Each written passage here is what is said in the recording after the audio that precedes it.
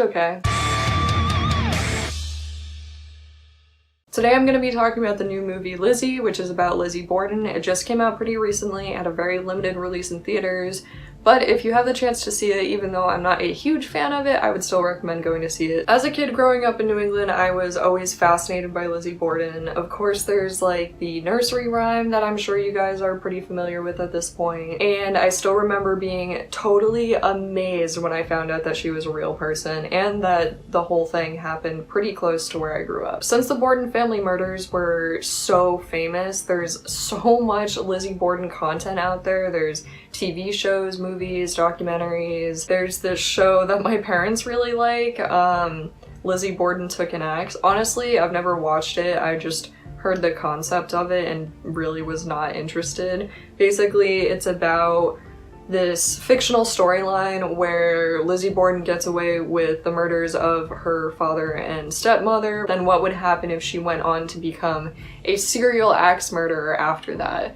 And I guess I can see how that would be like an interesting TV show concept, but why did they have to do that to Lizzie? Why couldn't they have just made it like a fictional character? I don't know. I just feel like we've done Lizzie so dirty and we need to give her a little bit more credit. That's just my opinion, but I'll get more into that later. Even the Lizzie Borden content that's more factual, or at least like what we think is as close to reality as possible, there's still a lot of like unknowns about this and a lot of myths surrounding the Lizzie Borden case.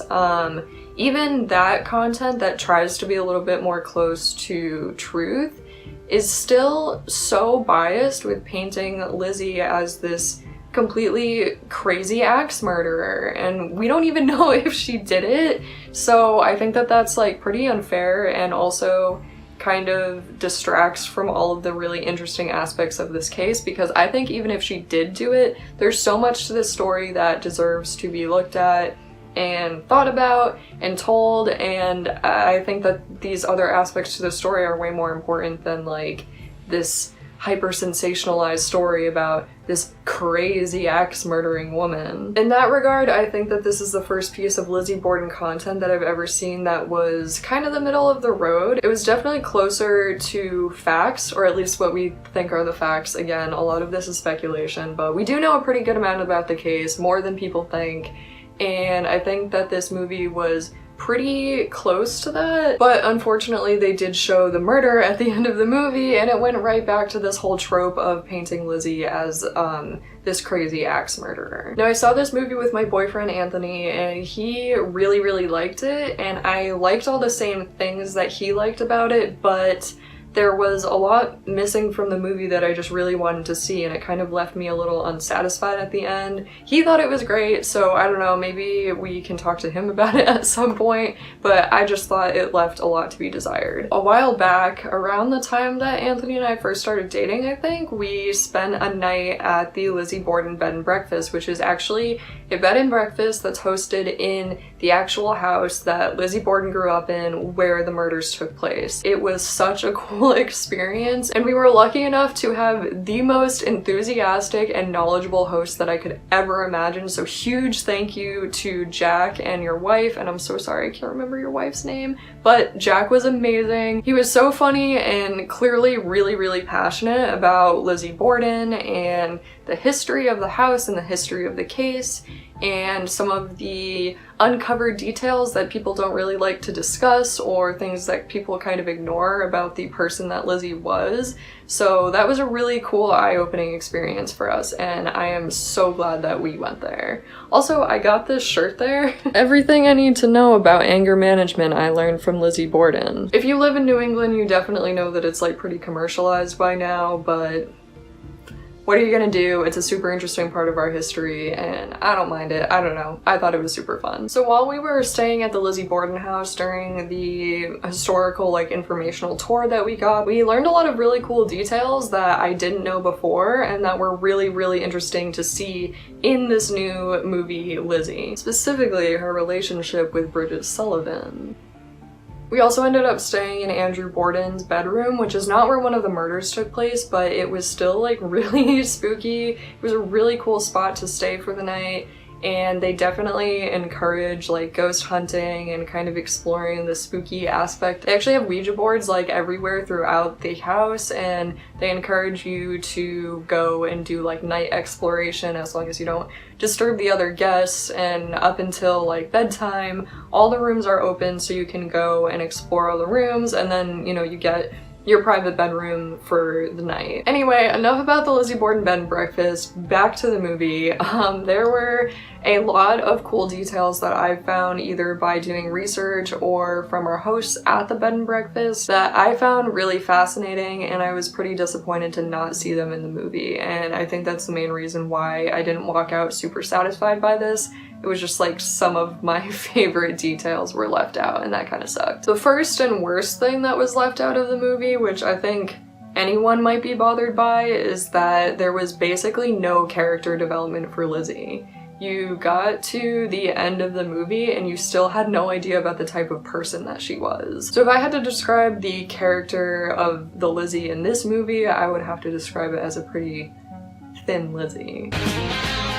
But in all seriousness, it was kind of disappointing because if you didn't know this, Lizzie donated a huge amount of the money that she had after the whole court case was over and everything to the MSPCA. She was a huge animal lover and was just a really compassionate person, and even though we don't know a lot about her character beyond that, I think that they could have done a better job of expressing that in this movie. They did explore her love of animals a little bit with her whole like pet pigeons and how upset she was when Andrew murdered her pigeons and everything, but I just feel like it still fell pretty flat. And considering the fact that this movie didn't stick 100% to absolute known facts, I think it would have been okay to go off script a little bit and make some guesses at the type of person she was. Like, do some kind of character development. This is a movie after all. It doesn't have to be a perfectly historically accurate representation of what happened, which is obviously not what they were going for. So just for like entertainment and storytelling aspects, I wish that they had developed her character a little bit more. Or a lot of bit more. You still have no idea who she is by the end of the movie. Another huge missed opportunity in this movie was the trials. The trials are one of the most fascinating aspects of the Borden case, and they basically just showed like a couple courtroom clips, and then at the end of the movie they did that whole like black screen with the text on it saying like what happened in the court case without actually showing any of it. What actually happened in the courtroom says so much about how women were viewed in society at the time, and also totally explains how Lizzie was able to get out of the case. Like, they didn't even bother looking into a bunch of physical evidence because they saw the way that she reacted to her parents' skulls being carried into the courtroom and fainted, and they just like didn't believe that women were strong enough, especially a woman who would like show that much emotional remorse in the courtroom. They didn't believe that she was capable of doing the murders. And I think that that would have been pretty cool to show in the movie, and it's also a pretty fascinating social commentary on like what America was like at the time, and I would have liked to see more of that. The next one, I know this is probably going to be a personal pet peeve, but I was really bothered that they never mentioned the mutton stew. If you guys aren't familiar with the story of Lizzie Borden, there's this whole theory that since Andrew Borden, the father of the family, didn't really believe in a lot of like modern technology, like they didn't really have lights or very good plumbing or any plumbing really. He had actually had the housekeeper keep a pot of mutton stew just sitting on the stove in the middle of a very hot summer, and they were forced to like eat the leftovers of this stew for dinner every night, and it ended up getting most of the family really sick, including Lizzie. And it's theorized that this was the last straw for her. She had experienced so much abuse and controlling behavior from her father and her stepmother that when she got sick from this nasty ass mutton stew that they had been chomping on for multiple days, she just totally lost it, and she was like, that's it, I gotta get out of here, and my only way out is murder. I guess there is some belief that the mutton stew story is like kind of fictional, but the only article that I could find that was like hard claiming that it was a myth was this article from the Herald News, and a bunch of other stuff that they said wasn't true and that article actually is true, so I really just don't trust it. And even still, even if the mutton stew story is not total fact, they obviously weren't going for like complete historical fact here. They included some other details to the storyline that are just kind of theorized about, so I don't see why they left out this huge thing that almost every single mention of the Borden murders brings up. Like this was like a turning point for Lizzie, and they just never mentioned the fucking mutton stew. So those are my big qualms about what was missing from the movie, but I think my biggest pet peeve was how they depicted Lizzie at the end of the movie. Like I mentioned earlier, they did end up showing the murder, which was pretty cool to watch, I'll admit. Like, it was a cool scene, it was well done. I thought it was really interesting with the details that they decided to include and like the way the whole thing unfolded, especially with like Bridget's potential involvement in the murders. But it did kind of leave you with this same impression that every Lizzie Borden book, movie, or TV show leaves you with, which is that Lizzie Borden just like snapped. She's totally crazy, and she was just completely unhinged and decided to just murder her family just because. And even if most people do agree with that assessment of Lizzie Borden, it would be refreshing to see at least like one movie, one TV show where they take the other side of it. I'm clearly not the only person who thinks this way. I'd actually have to totally agree with Jack, our host at the Lizzie Borden Bed and Breakfast, with his assessment of Lizzie Borden. He said, which is my viewpoint as well, Lizzie Borden was a 21st century woman stuck in the wrong time period. She was being completely controlled, manipulated, and abused by her family, and she only saw one way out.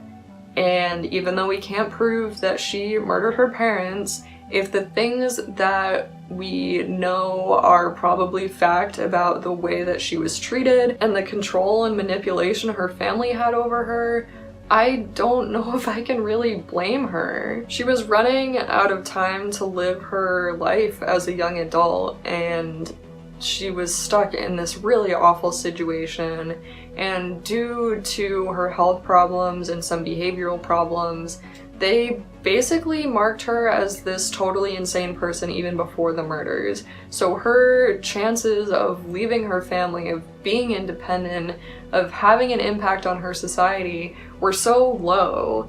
And maybe murder wasn't the only option, but I guess I can't just fully blame her and label her as some psycho axe murderer for what she did, allegedly. I would classify this movie as a historical drama, definitely not a horror. So if you guys like movies like that, I would highly recommend it. In that sense, it was pretty well done. It was a good watch.